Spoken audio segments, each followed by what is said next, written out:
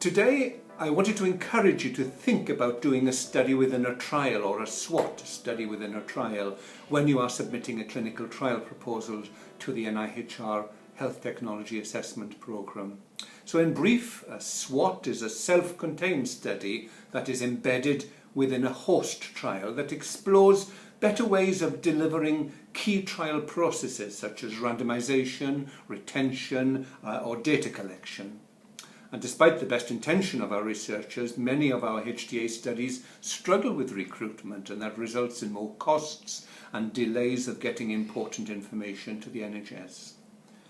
To understand more about SWATs, I strongly encourage you to look at the Trial Forge website that's run by Sean Trewick and colleagues. They make a very convincing case of the importance of marginal gains across the entire trial process. And several little gains, of course, can add up to substantial gain when put together. So what we are offering as part of a pilot in the HTA programme is for you to include up to £10,000 in your application to deliver a simple SWAT as part of your main study. Now, we look at them in a proportionate way, but there are just a few points I wish to emphasise. The first is that you should indicate the nature of your SWAT in your Stage 1 application. The details can follow later. The second is, if you plan to do a SWAT, you must register it on the SWAT store that's run by the Northern Ireland Hub for Clinical Trials Methodology Research. And there you can look at the SWATs that have already been done or are ongoing to get an idea of what has been done before. Third is, before applying to do a SWAT, you should look at the Cochrane reviews on trial recruitment and retention.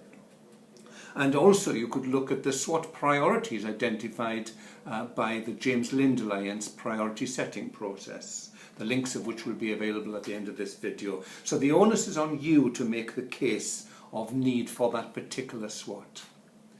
Now, although we are not in a position to fund SWATs for existing studies, I should draw your attention to the MRC-funded Prometheus study that David Torgerson and colleagues are running at York. They have some pump priming funds for up to 25 SWATs, and David is also happy to share template letters that can be used for your ethics applications. Now, we also appreciate that not all SWATs will be powered enough to give conclusive answers, but that does not mean that they will not be useful, because they can be used in future meta-analyses such as the Cochrane reviews. And the final point on our SWATs is that you must make the results available as soon as they become available, and not necessarily wait until the end of the study.